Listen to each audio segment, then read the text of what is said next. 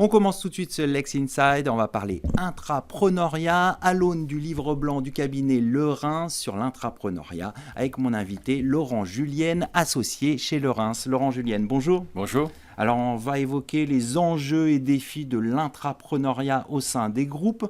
Pour commencer, en quoi l'intrapreneuriat constitue-t-il un levier d'innovation au sein des grands groupes ?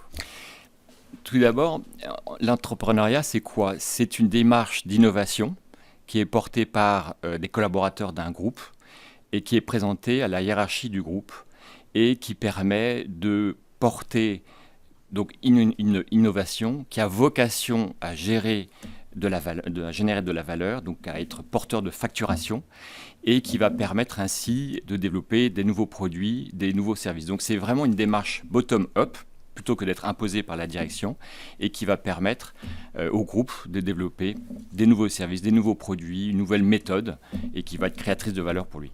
Alors en quoi ça constitue un levier d'innovation concrètement ?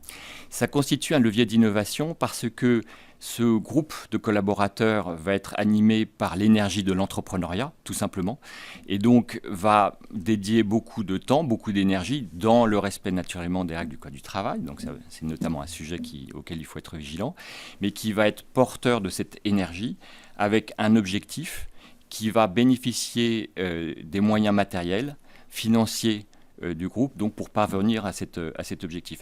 Et donc c'est un levier pour le groupe parce que d'abord, ça permet de valoriser le capital humain, et puis d'autre part, c'est un levier alternatif d'innovation, alternatif par rapport à la recherche-développement classique, alternatif par rapport, par exemple, à un rachat d'une société tierce pour accéder à des nouvelles technologies, ou encore alternatif par rapport à ce qu'on appelle de l'open innovation, et qui consiste à faire des accords de partenariat technologique avec des groupes. Donc c'est une nouvelle méthode de développement. Alors quand je dis nouvelle méthode, qui est en cours de développement, mais ça existe depuis 10 ou 15 ans. Donc nouvelle méthode de développement. Dans cette nouvelle méthode de développement, la gouvernance est fondamentale. Pourquoi cette gouvernance est un élément clé d'un projet intrapreneurial ? C'est clé parce que on est face à deux logiques qui sont différentes. Le groupe, il est dans une logique d'exploitation de ses actifs, donc d'optimisation des actifs. Les porteurs de projets, donc les intrapreneurs, eux, sont dans une logique d'exploration. Donc ce sont deux logiques qui sont totalement différentes, qui peuvent parfois créer des étincelles qui se font front et qui notamment créent deux temporalités différentes. Dans un groupe, lorsqu'on met en place un projet d'investissement, on attend un retour aux alentours un retour sur investissement à 3 ans à peu près. Lorsqu'on est dans une logique d'intrapreneuriat, ce n'est pas 3 ans, c'est plutôt 5 ans, voire 7 ans qu'il va falloir attendre pour qu'on atteigne une forme de rentabilité. Donc la gouvernance, par rapport à cette difficulté potentielle, va consister à combiner à la fois la force du groupe avec ses ressources matérielles, humaines, techniques, et la dynamique des porteurs de projets pour les prises de décision. Donc avec deux approches qui sont différentes. Donc il faut combiner ces deux approches au sein des organes de gouvernance de l'entreprise. Alors c'est important de combiner ces deux approches, mais il y a un autre élément aussi qui est important, c'est la charte d'intrapreneuriat. De quoi s'agit-il et pourquoi et comment créer une telle charte au sein d'un groupe ? Alors c'est important parce que, je vais vous donner un exemple. Dans l'organe social qui est chargé de prendre les décisions importantes, c'est le groupe qui, naturellement, doit avoir un œil sur la manière dont les fonds qu'il engage, son exposition financière, est engagée dans le projet d'entrepreneuriat. Donc, les membres du conseil de surveillance, qui va être l'organe social de contrôle au sein de l'entreprise, c'est souvent des membres du groupe qui sont désignés. Bon. Si les membres du conseil de surveillance ne peuvent pas agir en autonomie, et souvent ils ne peuvent pas agir en totale autonomie parce qu'eux-mêmes doivent référer à des supérieurs hiérarchiques. Et donc ça veut dire que quand ils vont prendre une décision, ils ne vont pas prendre la décision de manière libre et autonome en fonction de l'intérêt de l'entreprise, mais aussi en fonction de ce que pourrait dire le supérieur hiérarchique. Donc ça, c'est très important qu'il y ait une forme d'autonomie. C'est l'un des objets de la charte d'entrepreneuriat. L'autre objet de la charte d'entrepreneuriat, ça va être de faire de la pédagogie pour expliquer à tous les collaborateurs et tous les membres du groupe ce que c'est que l'entrepreneuriat, les apports que ça peut apporter, c'est-à-dire c'est ce qu'on se disait tout à l'heure, capital humain, levier technologique, et d'expliquer comment ça fonctionne, quel est le parcours, le timing, les moyens qui sont engagés. Donc on met tout noir sur blanc, grosso modo, pour définir le cadre du projet et pour essayer de libérer les énergies et favoriser donc l'émergence de ces projets. Un élément aussi qui est important, c'est de diffuser cette culture de l'intrapreneuriat. Alors comment fait-on au sein des groupes pour diffuser cette culture ? Alors ça, c'est une question assez difficile.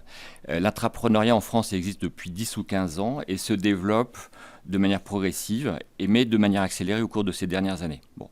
Et ce qu'on observe, c'est que c'est assez difficile.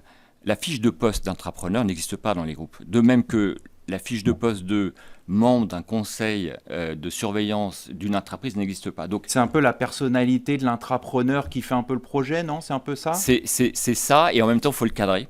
Donc, il faut essayer de figer ça. Et comment le cadrer ? On a la charte d'entrepreneuriat, mais derrière cela, il y a aussi une culture qu'il faut essayer de créer. Donc, des référentiels. Et ce qui est important, c'est que cette prise de conscience qui est en cours dans les groupes ne doit pas se faire forcément de manière repliée sur soi.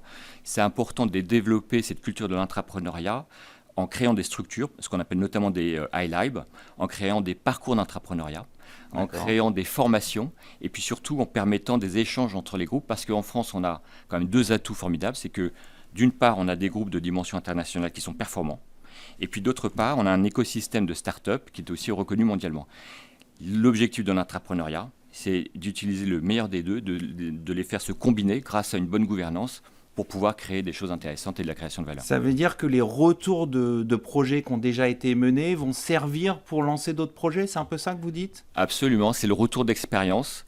Et notamment dans les groupes, c'est très important d'associer à de futurs projets d'entrepreneuriat les anciens alumni qui ont travaillé antérieurement sur des projets d'entrepreneuriat, parce que l'entrepreneuriat, c'est un concept qui est vivant, qui doit évoluer. La charte d'entrepreneuriat doit évoluer chaque année, les projets doivent évoluer chaque année, les parcours doivent évoluer chaque année, parce que les générations se succèdent et ne se ressemblent pas, parce qu'on doit aussi apprendre de ses échecs, et c'est là aussi l'un des intérêts pour les groupes, et c'est la raison pour laquelle cette culture doit être une culture en mouvement, ouverte.